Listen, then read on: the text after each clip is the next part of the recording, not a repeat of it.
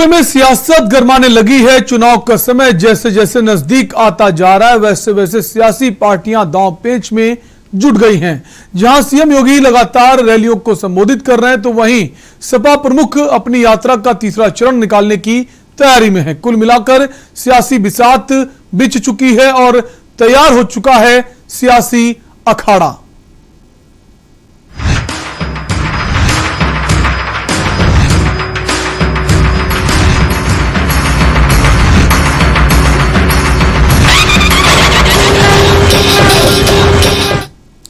नमस्कार दोस्तों, मैं हूं शैलेंद्र चौहान और आप देख रहे हैं के न्यूज की खास पेशकश सियासी अखाड़ा।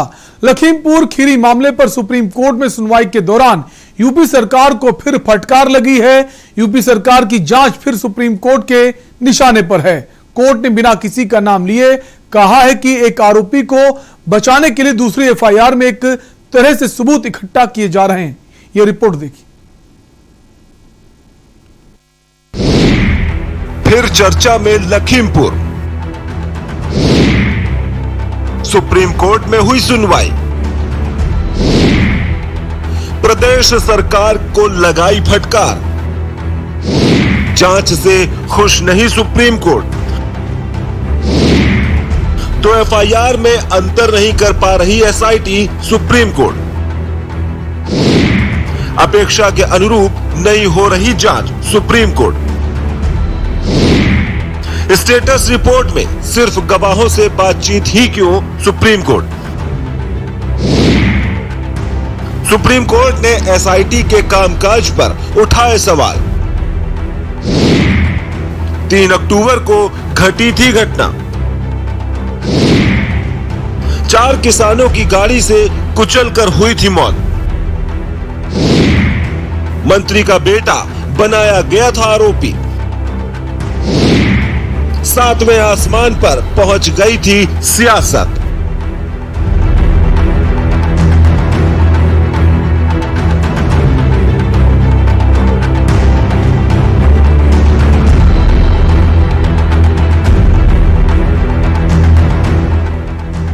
लखीमपुर खीरी मामले पर सुप्रीम कोर्ट में सुनवाई के दौरान यूपी सरकार को फिर फटकार लगी है। यूपी पुलिस की जांच फिर सुप्रीम कोर्ट के निशाने पर है। कोर्ट ने बिना किसी का नाम लिए कहा कि एक आरोपी को बचाने के लिए दूसरी एफआईआर में एक तरह से सबूत इकट्ठा किए जा रहे हैं। कोर्ट ने कहा कि वह चाहते हैं कि हाई कोर्ट के रिटायर्ड जज आगे की जांच की निगरानी करें। कोर्ट ने साफ कहा कि केस में दर्ज दोनों एफआईआर में किसी तरह का घालमेल नहीं होना चाहिए। अब मामले पर शुक्रवार को सुनवाई होगी। सुनवाई के दौरान कोर्ट ने कहा कि लखीमपुर में 2 तरह की हत्याएं हुई हैं। पहली उन किसानों की जिनको गाड़ी से कुचला गया।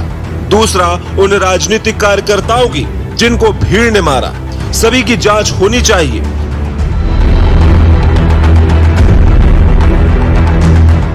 कोर्ट में जस्टिस सूर्यकांत ने कहा कि दोनों घटनाओं के गवाहों से अलग अलग पूछताछ होनी चाहिए।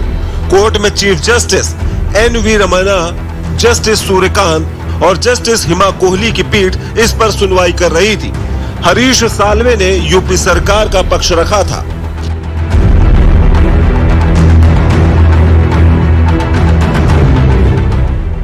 लखीमपुर केस पर पिछली सुनवाई 26 अक्टूबर को हुई थी। तब कोर्ट ने यूपी सरकार से गवाहों को सुरक्षा प्रदान करने, उनके बयान दर्ज करने का आदेश दिया था।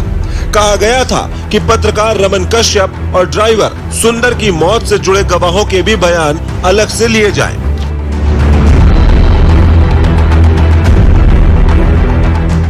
मोबाइल टावर से मोबाइल डेटा लेने को कहा गया था, लेकिन उसका अब तक कुछ नहीं हुआ। कहा गया कि आशीष मिश्रा और गवाहों के फोन के अलावा किसी का फोन ट्रैक नहीं किया गया। कोर्ट ने पूछा, आप कहना चाहते हैं कि किसी अन्य आरोपी के पास मोबाइल नहीं था? कोर्ट ने आगे कहा कि हमें यह कहते हुए दुख हो रहा है कि प्रथम दृष्टया ऐसा लगता है कि एक विशेष आरोपी को 2 एफआईआर में ओवरलैप करके लाभ दिया जा रहा है।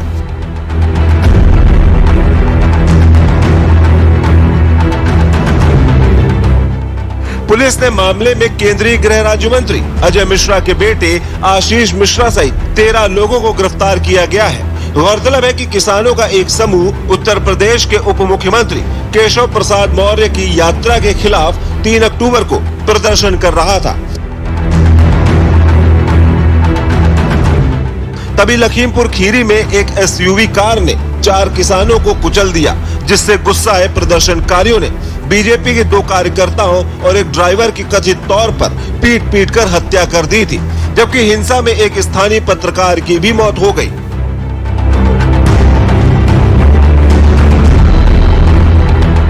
वहीं किसान नेताओं ने दावा किया है कि उस वाहन में आशीष मिश्रा भी थे, जिसने प्रदर्शनकारियों को कुचला था, लेकिन मंत्री ने आरोपों से इनकार किया है। फिलहाल सुप्रीम कोर्ट से फटकार के बाद प्रदेश सरकार विपक्ष के निशाने पर आती दिख रही है। वहीं कोर्ट में अब फिर मामले पर सुनवाई शुक्रवार को होनी है।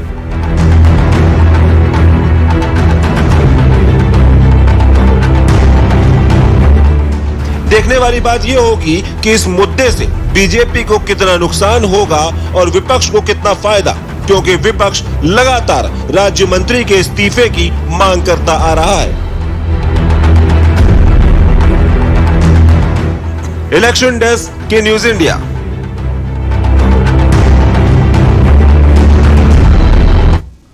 और चुनावी अखाड़ा में वक्त है एक ब्रेक के। ब्रेक का उस पार हम बात करेंगे कि चुनावी मुद्दा खोजने की जुग्गत में जुट गई हैं तमाम राजनीतिक पार्टियां। आप देख रहे हैं के न्यूज, खबरों का सारथी। उत्तर प्रदेश में हर गरीब का अपने घर का सपना साकार हो रहा है। आदरणीय मुख्यमंत्री योगी आदित्यनाथ जी के अथक प्रयासों और प्रधानमंत्री नरेंद्र मोदी जी की मजबूत इच्छा शक्ति से उत्तर प्रदेश में हर गरीब को खुशियों की चाबी मिल रही है। प्रधानमंत्री नरेंद्र मोदी का सपना 2022 तक देश के हर गरीब का घर हो अपना उत्तर प्रदेश में साकार होता दिख रहा है। शिमले जी बताइए, पहले कहाँ रहती थी आप और अब मकान मिल गया, कैसा मकान मिला है? पहले भी हम यहीं रहते थे और पहले हमारा कच्चा और टूटा पुराना मकान था और अब हमारा पक्का और अच्छा बन गया है, इसलिए अब भी हम यहीं रहते हैं। वाह! यूपी में बीते 4 वर्ष के दौरान ग्रामीण और शहरी क्षेत्रों में 42 लाख से अधिक लाभार्थियों को आवास दिया। ग्रामीण और शहरी क्षेत्र में अब तक 42 लाख से अधिक परिवारों को एक आवास उपलब्ध करवाया है। प्रदेश में गांव गरीब और बेघरों को न सिर्फ पक्के घर बल्कि भूमिहीन बेघरों को मकान के लिए जमीन मुहैया कराने की योजना भी परवान चल रही है। धन भाग की मैंने हमें घर रहाई दई दिन बनवाए दिन रहाई लागे ना आराम से। कच्चा घर था, अब हमें पक्का घर मिल गया। हमें एक पक्का मिला, एक बरामदा, एक किचन मिला, हम बहुत खुश हैं। गरीब के सिर पर पक्की छत का सपना अब हकीकत में बदल रहा है। ईमानदार, काम दमदार, छा गई योगी सरकार। सुपुत्र मेडिटेशन गुरु बेहद नेक और पिताश्री थोड़े रंगीले, थोड़े दिल फेंक। दोनों के अलग हैं रंग, पर दोनों का एक अनोखा स्वाद। कमला पसंद, अनोखा स्वाद। और खुशबू में झूम के भाई लेके आए गोल्डी मसाले। गोल्डी मसाले, खुशबू और स्वाद ऐसा तो रिश्तों में गुस्सा कैसा। सुबह के लिए उड़ चला गैरों की जमीन पर, खुशबू अपने पन की ढूंढता। दूर कितना भी जा, इस जुबान से दूर ना जा पाओगे। रुमन, बोलो जुबान केसरी। आप देख रहे हैं के न्यूज, खबरों का सारथी। स्वागत है, आप देख रहे हैं चुनावी अखाड़ा। विधानसभा चुनाव नजदीक आते ही राजनीतिक पार्टियों की सरगर्मियां तेज हो चुकी हैं। पार्टियां मुद्दा खोज कर उसका राजनीतिक लाभ लेकर सियासत की रोटियां सेकने में लगी हैं। अखिलेश यादव ने अपनी विजय यात्रा के तीसरे चरण का ऐलान कर 13 तारीख को इसकी घोषणा कर दी। तो वहीं सीएम योगी भी सोमवार को पश्चिमी यूपी के दौरे पर रहे। योगी ने कैराना पलायन मामले को लेकर सख्त रुख अपनाते हुए पलायन को मजबूर कराने वालों को चेतावनी दी। इससे पहले सीएम योगी शामली के कैराना कस्बे में पहुंचे और पलायन कर वापस आए परिवार से मुलाकात की और उनकी सुरक्षा का आश्वासन दिया। सीएम योगी के इस दौरे को आगामी चुनाव के नजरिए से बेहद महत्वपूर्ण माना जा रहा है। ये रिपोर्ट देखिए। मुख्यमंत्री योगी आदित्यनाथ सोमवार को पश्चिमी यूपी के दौरे पर रहे। सबसे पहले उन्होंने कस्बा कैराना में पलायन करके गए वापस आए परिवारों से मुलाकात की। इसके बाद उन्होंने मीडिया को संबोधित किया। सीएम योगी ने समाजवादी पार्टी पर निशाना साधते हुए कहा कि हिंदुओं को कैराना से पलायन के लिए मजबूर किया गया था। सीएम योगी ने कहा कि 1990 के दशक के शुरू में राजनीतिक अपराधीकरण और पेशेवर अपराधियों के राजनीतिकरण का दुष्परिणाम कैराना और कांधला जैसे कस्बों ने झेला है। यहाँ हिंदू व्यापारी और अन्य हिंदुओं को व्यापक पैमाने पर प्रताड़ित करके यहाँ से पलायन करने के लिए मजबूर किया गया था। अपराध और अपराधियों के प्रति कठोरतम कार्रवाई करने के अपने संकल्प के साथ ही आज हमारी सरकार और मैं स्वयं यहाँ पर आया हूँ और मैं फिर इस कस्बे के सभी लोगों को इस बात के लिए आश्वस्त करता हूं कि वे बेझिझक यहां पर अपने पूर्वजों की भूमि पर रहें। यहां की विरासत को संरक्षण करना और साथ साथ यहां के व्यापारिक और औद्योगिक माहौल को और तीव्रता के साथ आगे बढ़ाने के लिए सरकार हर प्रकार का सहयोग करेगी। पिछली समाजवादी पार्टी सरकार के समय जिन परिवारों को क्षति पहुंचाई गई थी उनके परिवार के सदस्यों की निर्मम हत्या हुई थी। मैंने जिला प्रशासन से इसकी पूरी रिपोर्ट मांगी है। उसमें से बहुत सारे दोषी कार्रवाई उनकी हो चुकी है। सीएम योगी आदित्यनाथ ने कहा कि बीजेपी राज में एक नया विश्वास बना है। 2017 में जब मैं मुख्यमंत्री बना था तो यहाँ पीएसी बटालियन तैनात करने की मांग की गई थी। आज मैं खुद पीएसी बटालियन की तैनाती के लिए यहाँ आया हूँ। मैंने यहाँ के हर एक व्यक्ति को विश्वास दिलाया है कि सरकार अपराधियों के खिलाफ जिस जीरो टॉलरेंस की नीति के साथ कार्य कर रही थी वही नीति आगे भी जारी रहेगी। गौरतलब है कि 2017 के चुनाव से पहले कैराना से हिंदुओं के पलायन का मुद्दा खूब उछला था। तत्कालीन बीजेपी सांसद हुकुम सिंह ने जून 2016 में कैराना से हिंदुओं के पलायन का दावा किया था। हुकुम सिंह ने दावा किया था कि 300 से ज्यादा हिंदू परिवारों ने डर की वजह से कैराना से पलायन किया है। हालांकि उस वक्त की अखिलेश सरकार ने हिंदुओं के पलायन से इनकार किया था। पलायन के मुद्दे से 2017 विधानसभा चुनाव में भाजपा को फायदा मिला था। यहां पर पुलिस चौकी के सुदृढ़ीकरण की मांग थी, वो हम पहले ही कर चुके हैं। पीएसी की नई बटालियन के स्थापना के लिए आज मैं यहां पर आया हूं। मेरा यह दायित्व बनता है कि हर पीड़ित व्यक्ति से मैं मिलूं और पीड़ित अगर हिंदू है तो उससे मिलना गुनाह नहीं है और मैं इसीलिए उन पीड़ितों से मिलने के लिए आया हूं जिन्हें पिछली सरकार के समय में प्रताड़ित करके पेशेवर अपराधियों ने यहां से प्लान करने के लिए मजबूर कर दिया था। सरकार की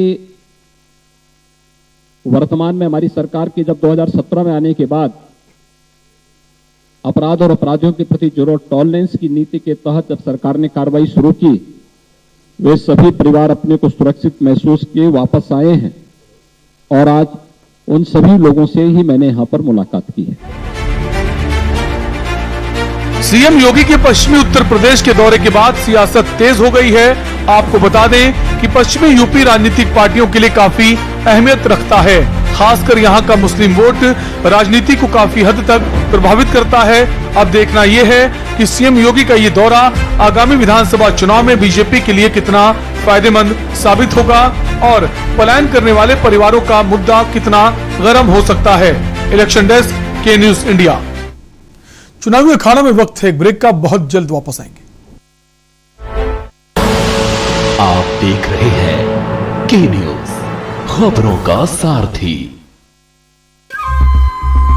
सुपुत्र मेडिटेशन गुरु बेहद नेक और पिताश्री थोड़े रंगीले थोड़े दिल फेंक। दोनों के अलग हैं रंग, पर दोनों का एक अनोखा स्वाद। कमला पसंद, अनोखा स्वाद। जब पशुओं को मिलेगा प्यार और मिल्को मोर पशु आहार तो दूध बहेगा, मुनाफा बढ़ेगा। मिल्को मोर पशु आहार, पर ये दिल है कि चख रहा है उन्हीं अल्फाजों का नूर और नूर और नूर। दूर कितना भी जाओ, इस जुबान से दूर ना जा पाओगे। जुमर बोलो जुबान केसरी। आप देख रहे हैं के न्यूज, खबरों का सारथी। ब्रेक के बाद आपका स्वागत है। आप देख रहे हैं चुनावी अखाड़ा। यूपी विधानसभा होने में अब कुछ ही महीने शेष बचे हैं। ऐसे में सभी राजनीतिक दल अपने अपने स्तर पर तैयारियों में जुट गए हैं। कोई लैपटॉप देने की बात कर रहा है तो कोई स्कूटी और स्मार्टफोन्स, कोई बेरोजगारों को नौकरी देने की बात कर रहा है तो कोई 300 यूनिट फ्री बिजली। इन सब के बीच अब यूपी की योगी सरकार यूपी की जनता को एक्सप्रेस वे का तोहफा देने जा रही, जिससे एक बार फिर सीएम योगी पूर्वांचल को साधने की कोशिश करेंगे। ये रिपोर्ट देखिए।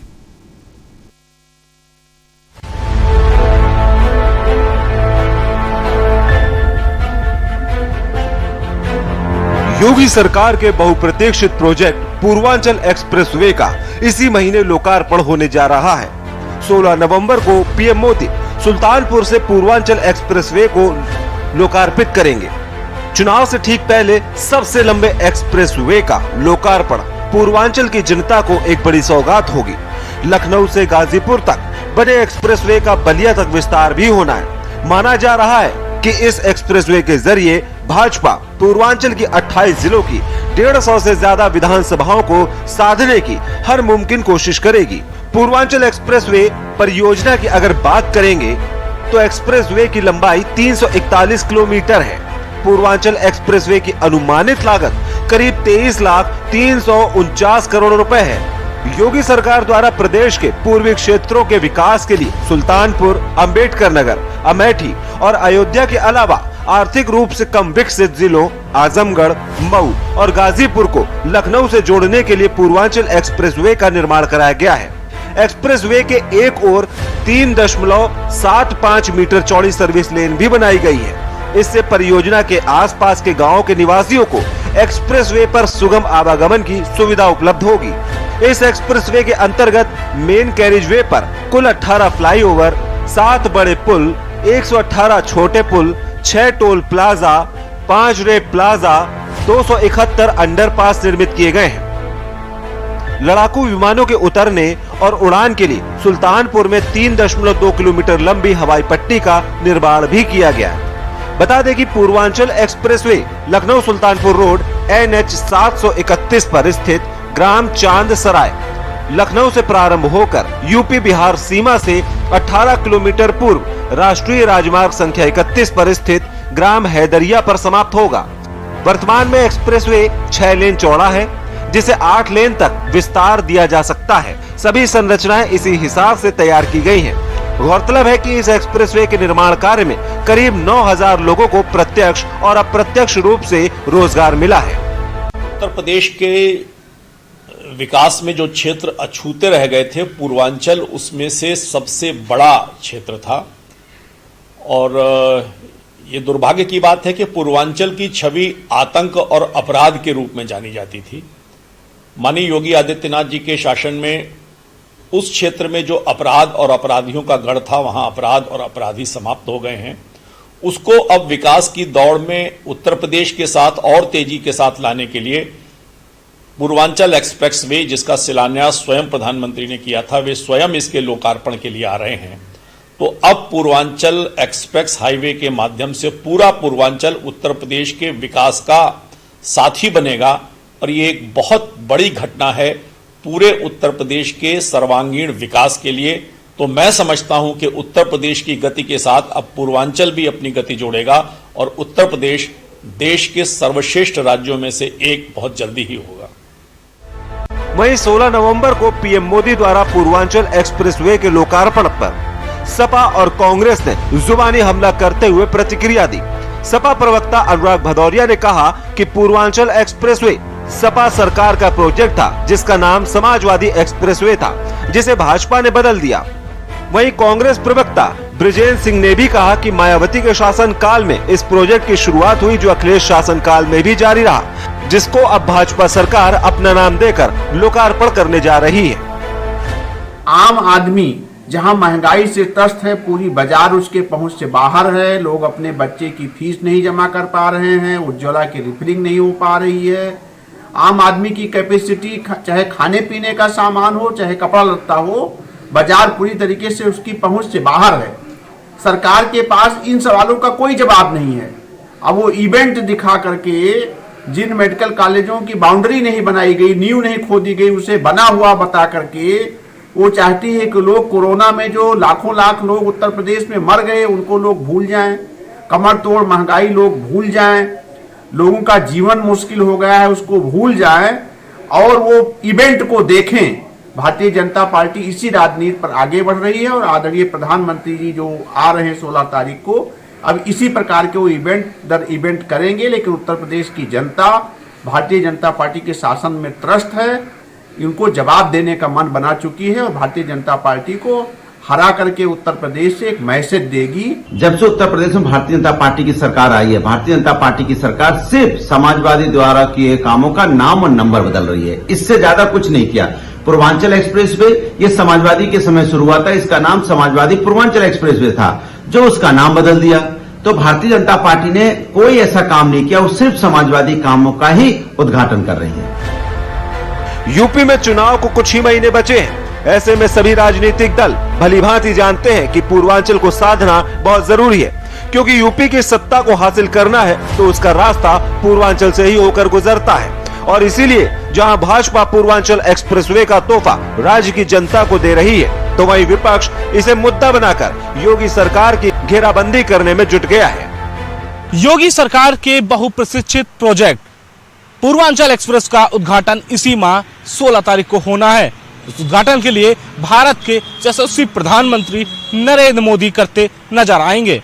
इस उद्घाटन से ठीक पहले उत्तर प्रदेश को एक बड़ी सौगात जो है मिलने वाली है, जिसपे पूर्वांचल से जुड़े 28 जिलों को एक्सप्रेसवे का लाभ जरूर मिलेगा। आगामी चुनाव को देखते हुए इस एक्सप्रेसवे का क्या मंशा होने वाली है, ये भी तो समय ही बताएगा। लेकिन इस पूर्वांचल एक्सप्रेस से ठीक पहले जिस तरीके से विपक्षी पार्टी लगातार हमलावर थी कि समाजवादी एक्सप्रेसवे नाम रखा था और उसके बाद पूर्वांचल एक्सप्रेसवे उसका नाम हो गया था, लेकिन अब जनता को कितनी सौगात इस एक्सप्रेसवे से मिलेगी और इस एक्सप्रेस से क्या कुछ लाभ होने वाला है आगामी चुनाव से ठीक पहले अगर ये उद्घाटन होता है तो। कैमरामैन मानस के साथ मैं संदीप मिश्रा, के न्यूज लखनऊ। और चुनावी अखाड़ा में आज के लिए इतना ही। बाकी तमाम खबरों के लिए देखते रहिए के न्यूज इंडिया। नमस्कार।